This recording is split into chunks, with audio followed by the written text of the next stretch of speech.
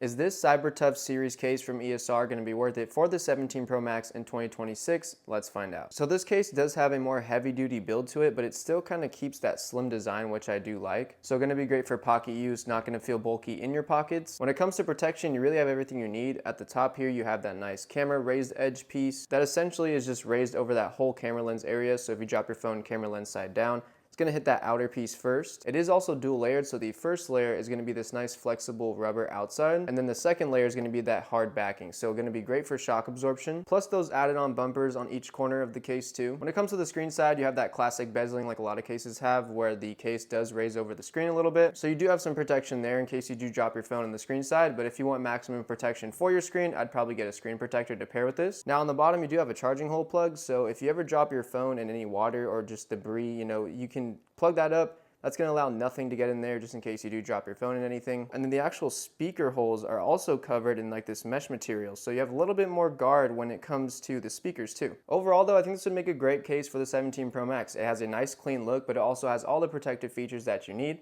MagSafe ring on the back too, so going to be compatible with any MagSafe accessories, wireless charging. And on the side, you have that built-in camera action button, so you still have full access to that. So overall, great design for the 17 Pro Max. Would definitely recommend this case.